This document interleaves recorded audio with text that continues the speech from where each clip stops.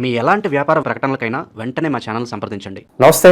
ఈరోజు మన స్టూడియోలో ప్రముఖ తంత్ర జ్యోతిష్యులు, జ్యోతిష్ రత్న, జ్యోతిష్ సామ్రాట్ చింతా రుక్మన్ గదర్ గారు మనతో ఉన్నారు. సో గురుగారితో మాట్లాడేద్దాం. నమస్కారం గురుగారు. మాతృదేవోభవ, పితృదేవోభవ, ఆచార్య దేవోభవ. ఓం నమో మాందేశ్వరాయ నమః.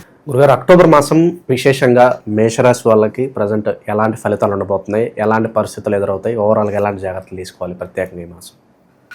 2025 సంవత్సరం అక్టోబర్ మాసంలో మేషరాశి వాళ్ళకు ఎలా ఉందో మనం తెలియజేసుకునే ముందు మేషరాశి గురించి కొన్ని ప్రత్యేకమైన విషయాలు మనం మాట్లాడుకుందాం. ప్రతి మాసం లాగానే ఈ మేషరాశి వాళ్ళకు వీళ్ళ యొక్క ప్రత్యేకతలు నేను చాలా వీడియోల్లో ఎంతో చెప్పడం జరిగింది. ఓవరాల్గా చెప్పాలంటే వీళ్ళకి పూర్తిగా చెప్పడం జరిగిందని చెప్పచ్చు.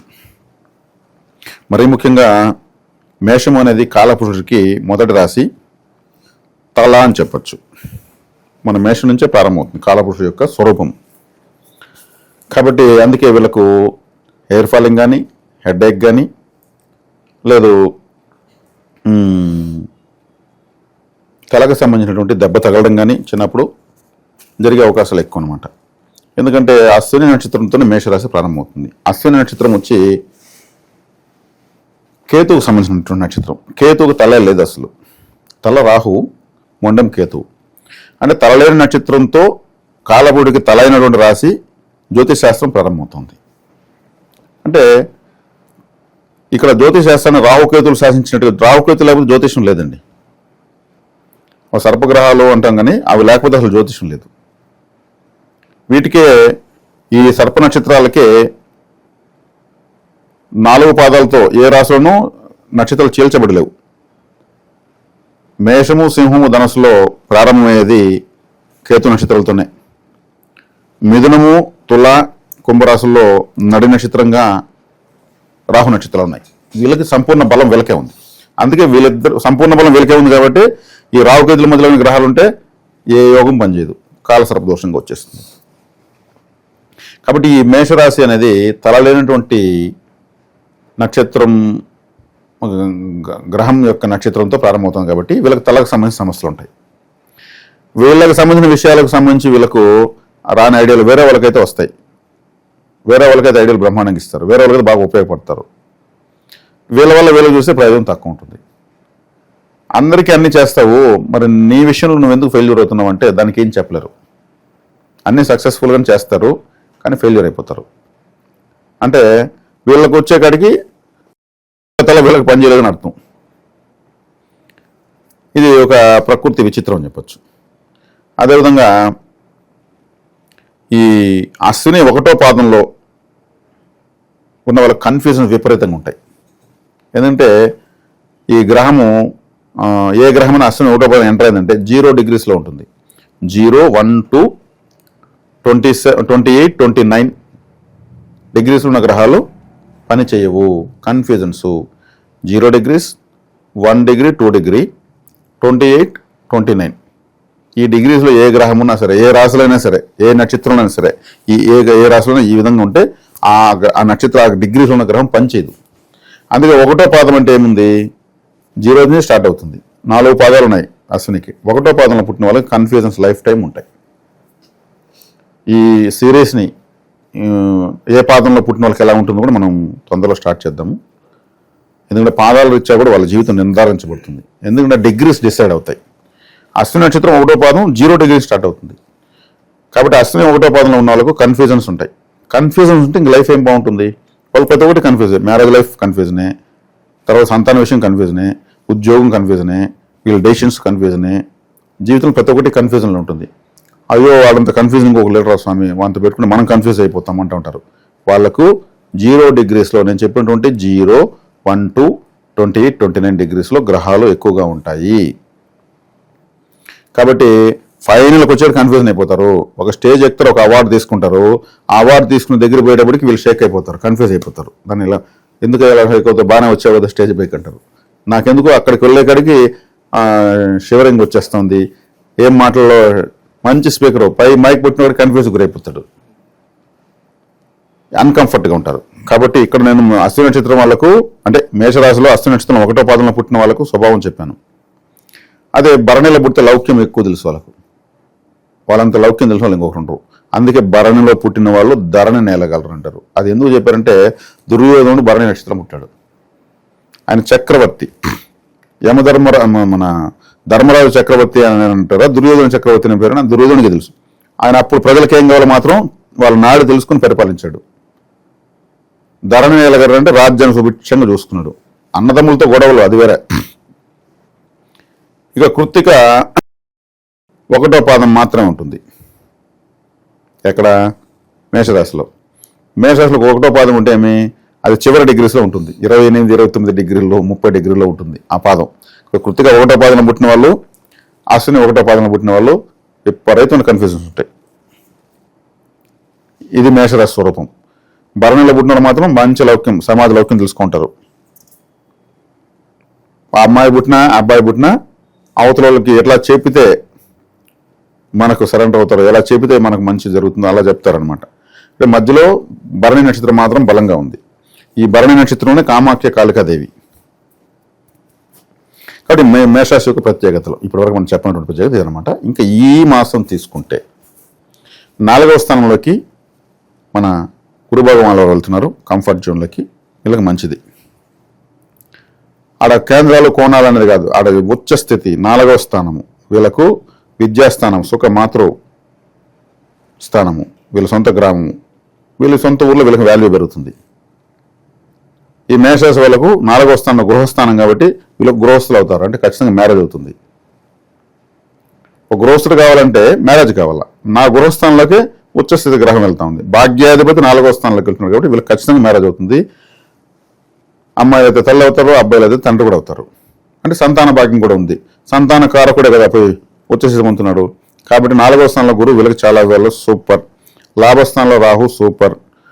శని వక్రంలో ఉన్నాడు, వ్యయంలో ఉన్నాడు, ఆయన అది సూపర్. ఎందుకంటే బాధకాధిపతి బాధించబడుతున్నాడు, ఇబ్బంది లేదు, 0%. ఏలినాటి శని ఉందనేసి ఊరికే దండలో కూడా వేస్తున్నారు. అక్కడ శని ఎట్టున్నాడు, వక్రంలో ఉన్నాడు. అదేవిధంగా 7వ ఇంట్లోకి బుధుడు వస్తున్నాడు. బుధుడు 7వ ఇంట్లోకి రావడం మంచిదే. ఇంటెలిజెన్స్ బాగానే పనిచేస్తుంది. డైరెక్ట్గా మంచి ఇంటెలిజెంట్ ప్లానెట్ ఇంటెలిజెంట్లోకి వస్తుంది. అదేవిధంగా రవి గ్రహం 6, 7 స్థానంలోకి వస్తుంది. రవి నీచబడుతున్నాడు. అంటే ఈ రాశికి 6వ ఇంటి వాడు నీచబడడం మంచిదే. కాస్త ఏదన్నా జ్వరము, వేడి చేయడము, అలాగే ఫుడ్ ఇబ్బంది చేయడము లాంటివి కొంచెం ఉంటాయి, అది చూసుకోవాలి. ఇక మేషరాశి వాళ్ళకి గడిచినటువంటి గ్రహణము మంచిదే. లాభస్థానంలో గ్రహణం జరిగింది. 6వ ఇంట్లో 5వ ఇంట్లో కేతు ఉన్నాడు. 5వ ఇంట్లో కేతు అంటే మోక్షకారకుడు, అంటే మంత్ర సాధన అనేటువంటి సాధనం, కులదేవత అనే సాధనలో ఉన్నారు కాబట్టి వీళ్ళు కులదేవత ఆరాధన చేసుకుంటే మంచిది. వీళ్ళ కులదేవత తెలియకపోతే ఇష్టదైవం దగ్గరికి వెళ్ళొచ్చు. ఏదో ఒక అంటే ఆయన వచ్చి మోక్షకారకుడు కాబట్టి మోక్షం అనేది దైవ సంబంధమైనది కాబట్టి దైవ సంబంధమైనటువంటి ఆరాధనలు ఎక్కువ చేసుకోవడం వల్ల బాగుంటుంది. లేదంటే కేతు వ్యతిరేక ఫలితాన్ని ఇస్తాడు. సంతాన స్థానం ఉన్నాడు కాబట్టి, నేను గురువు వచ్చాడని చెప్పాను కదా, సంతాన కారకుడు, కానీ సంతాన స్థానంలో కేతు ఉన్నాడు కాబట్టి దైవ ఆరాధన ఎక్కువ చేసుకోవాలి. వీళ్ళ ఇష్టదైవమా కులదైవమా ఏదో ఖచ్చితంగా ఆరాధించాలి. ఇకపోతే శుక్రుడు ఈ రాశికి 6వ ఇంట్లో నీచబడుతున్నాడు. ఈ రాశికి శుక్రుడు ద్వితీయ సప్తమాధిపతి. అంత మంచోడేం కాదు. అంత మంచి ఈ రాశికి చెడ్డ గ్రహము నీచబడడం మంచిదే. ఎప్పుడు కూడా చెడ్డవాడు చెడిపోవాలి. శని వక్రించున్నాడు కదా, మంచిదని చెప్పాను. శుక్రుడు నీచబడాడు, మంచిదని చెప్పాను. రవి 5వ ఇంటి వాడు నీచబడుతున్నాడు, 5వ ఇంట్లో కేతు ఉన్నాడు. కాబట్టి కులదేవత ఆరాధన చేయాలి కంపల్సరీ. వీళ్ళు కులదేవత ఆరాధన ఎంత ఎక్కువ చేసుకుంటే అంత మంచిది ఇప్పుడు రాబోయే రోజుల్లో. అది సంతానపరమైన సంతాన విషయంలో సమస్యను చూపిస్తుంది. కానీ సంతాన కారకుడు 4వ ఇంట్లో ఉన్నాడు కాబట్టి దాన్ని అధిగమించడం దారి దొరుకుతుంది. ఇది తర్వాత కుజుడు అష్టమంలోకి వచ్చాడు. వీళ్ళకి సంబంధించినటువంటిది సక్సెస్ సీక్రెట్ అనేది ఎవరికైతే చెప్తారో బయట పడతారో ఇంకా సక్సెస్ లేదంతే. నా సక్సెస్ ఫార్ములా ఇది తెలుసా అని పేపర్ వేసి చూపించారనుకో క్లోజ్. ఎప్పుడు చెప్పకూడదు. ఈ మాసం కాదు కదా, మేషరాశి వాళ్ళ లైఫ్లో ఎప్పుడు వీళ్ళు సక్సెస్ ఫార్ములా చెప్పకూడదు. వీళ్ళకి సంబంధించి ఇంకొకరు కావాలి వీళ్ళు హెల్ప్ చేస్తారు, అది కూడా నువ్వు ఇలా చేసుకో సక్సెస్ అవుతావు చెప్పొచ్చు. నేను పలానా చేసి సక్సెస్ సాధించబోతున్నా అంటే ఇంక కాదు. కానీ ఇలా చెప్పకుండా తప్పదు వీళ్ళకు. కాబట్టి వీళ్ళు వివాహానంతరమే అందుకే డెవలప్ అవుతారు. ఏం చేసినా వాళ్ళ పేరుతో చేయడము, ఏం చేసినా వాళ్ళని అడ్డం పెట్టుకుని చేయడము, భార్యను అడ్డం పెట్టుకుని చేయడం వల్ల డెవలప్ అవుతారు. ఇంకొకరిది వీళ్ళ ఎఫర్ట్ ఇంకొకరిది అంటే వీళ్ళు డెవలప్ అవుతారు. వీళ్ళ ఎఫర్ట్ వీళ్ళది అంటే డెవలప్ కారు. కష్టం వీళ్ళది, పేరు ఇంకొకరిది ఉండాలి. ఇప్పుడు చెప్పారు వీళ్ళ కష్టానికి ఇంకొకరు బోర్డు తగిలించాలి. బయట వాళ్ళైతే ఏం లాభము, భార్య అయితే ఆటోమేటిక్ ఎనర్జీ లెవెల్స్ మెటీరియల్ అవుతాయి. లేట్ మ్యారేజెస్ కలిసి వస్తే బాగా వీళ్ళకి బ్రహ్మాండం కలిసి వస్తాయి. లేట్ మ్యారేజ్ చేసుకోవాలి వీళ్ళు. అందున వీళ్ళు లవ్ మ్యారేజ్ చేసుకున్న లైఫ్ స్పాయిల్, మేనరకం చేసుకున్న లైఫ్ స్పాయిల్. అరేంజ్ మ్యారేజ్ చేసుకోవాలి, కొంచెం లేట్గా చేసుకోవాలి, లైఫ్ సెట్ అవుతుంది. తొందరగా చేసుకుంటే మాత్రం అరేంజ్ మ్యారేజ్ అయినా కానీ కొన్ని ఇబ్బందులు ఖచ్చితంగా వస్తాయి. అది ఈ రాశి యొక్క ఏలినాటి శని అన్నారు కాబట్టి పెట్టుబడులు పెట్టుకోకూడదు అని చెప్పి కొంత భావన ఉంటుంది. సో హ్యాపీగా పెట్టుకోవచ్చు అంటారు ఏదైనా ఇన్వెస్ట్మెంట్స్ ఏదన్నా. అంటే ఇక్కడ వచ్చారంటే ఈ మేషరాశి వాళ్ళకు చెప్పాల్సింది ఏంటంటే లేట్గా మ్యారేజ్ చేసుకుంటున్న వాళ్ళు ఏలినాటి శని వాళ్ళకి లెక్కలేదు. ఎందుకంటే అంతకన్నా ఎక్కువ కష్టాలు వీళ్ళు పడిపోయారు. ఇప్పటికే లేట్గా మ్యారేజ్ చేసుకునేటప్పుడే అంతకన్నా ఎక్కువ కష్టాలు పడిపోయినటువంటి జీవితం వీళ్ళది. కాబట్టి ఇక్కడ వీళ్ళు ఏలినాటి శని భయపడేటువంటి పరిస్థితులు వీళ్ళు ఉండరు. ఇప్పుడు చదువుల్లోనూ ఇప్పుడు ఉన్నత విద్యలకు వెళ్తూ అంటే మెచ్యూరిటీ లెవెల్స్ బట్టి కూడా గ్రహాలు వీళ్ళకు ఏ రాశికైనా వాళ్ళ ఏజ్ బట్టి వయసు రీత్యా జ్యోతిషం ఒకటి ఉందండి. వయసు రీత్యా ఇప్పుడు మేషరాశి వాళ్ళందరికంటాము అప్పుడే పుట్టిన బిడ్డకు ఇప్పుడు నేను చెప్పిన పని చేస్తాయా? ఇప్పుడు చనిపోయే వ్యక్తికి ఉంటాడు, అది చనిపోవాలనే కర్మ సిద్ధాంతం ఉంటుంది. ఈ రాశి వీళ్ళు పెట్టుబడులు పెట్టుకోవచ్చు అంటాం. ప్రాణం కాపాడుకుంటే ఎక్కువ పెట్టుబడి ఎలా పెట్టుకుంటాడు? వివాహం చేసుకుంటే మంచిది అంటాము. వివాహం ఎవరికొస్తుంది? ఆ రాశిలో యుక్త వయసుకు వచ్చిన వాళ్ళకే.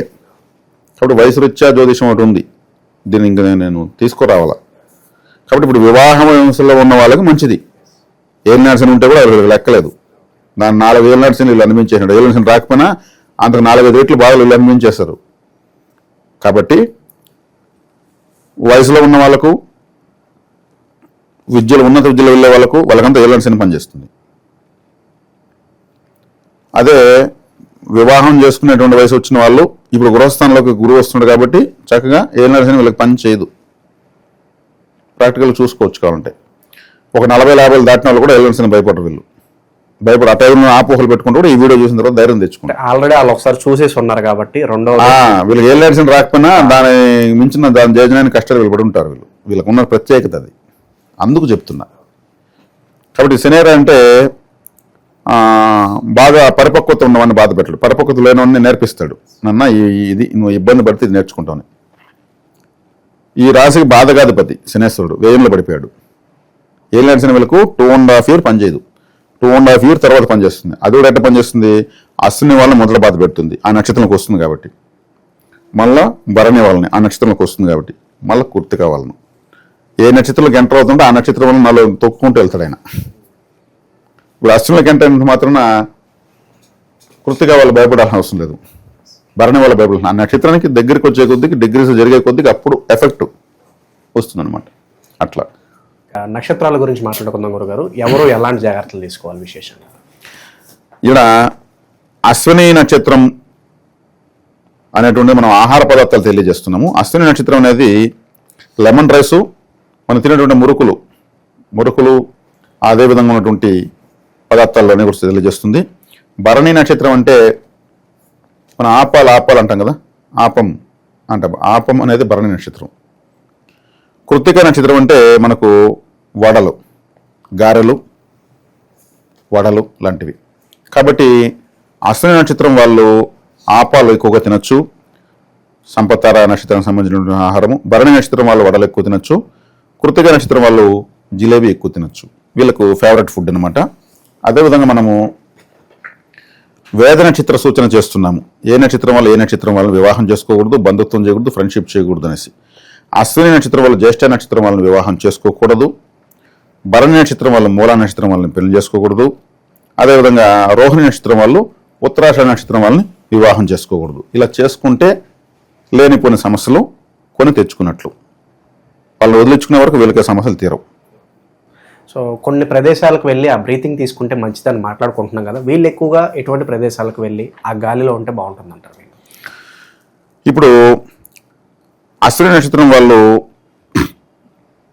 భరణి నక్షత్రానికి సంబంధించినటువంటి బ్రీతింగ్ తీసుకుంటే మంచిది. అంటే భరణి నక్షత్రం అంటే ఇక్కడ ఏంటంటే శుక్రుడు ఇప్పుడు భరణి నక్షత్రం అంటే ఒక విధంగా చెప్పాలంటే ఒక విధంగా ఎంటర్టైన్మెంట్ ఏముంది? సినిమాలు చూడడము, సినిమాలు ఎక్కువ చూస్తూ ఉంటారు.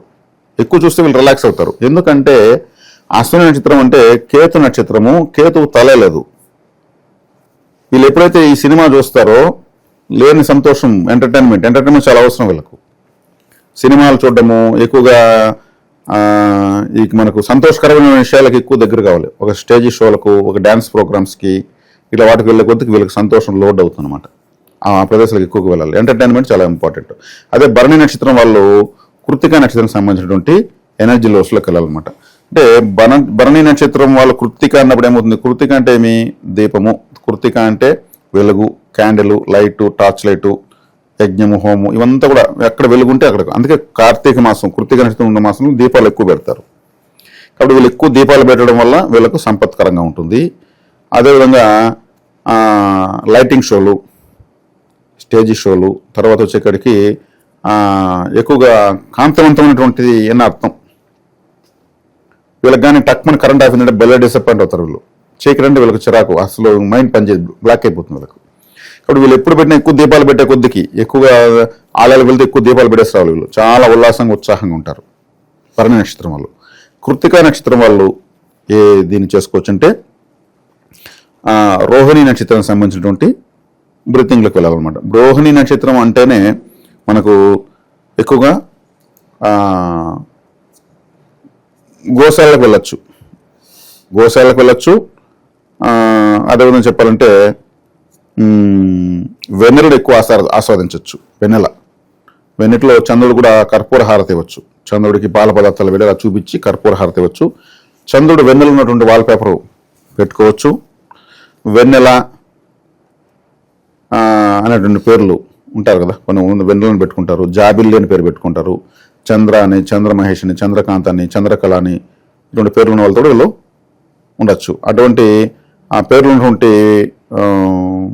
ఇప్పుడు కొన్ని సినిమా థియేటర్లకి ఆ పేర్లు పెట్టుంటారు. ఇంకా ఎక్కువ చెప్పాలంటే బ్యూటీ పార్లర్కి ఎక్కువ వెళ్ళొచ్చు. వీళ్ళు ఆడ అందంగా చందమామలాగా తయారు చేస్తారు. వీళ్ళు ఒక అందం లేని వాళ్ళకి అందాన్ని ఇస్తారు, వెన్నెలాగా తయారు చేస్తారు.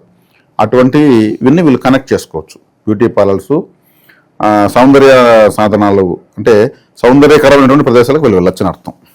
ఇది వీళ్ళకు, ఈ నక్షత్రాల వాళ్ళకు వీళ్ళు చేసుకోవాల్సినటువంటి. మేషరాశి వాళ్ళకి ఈ మాసం ఎలా ఉంటుంది? ఓవరాల్గా నక్షత్రాల వారీగా కూడా ఎలాంటి జాగ్రత్తలు తీసుకోవాలి? చాలా బాగా వివరించారు. ధన్యవాదాలు.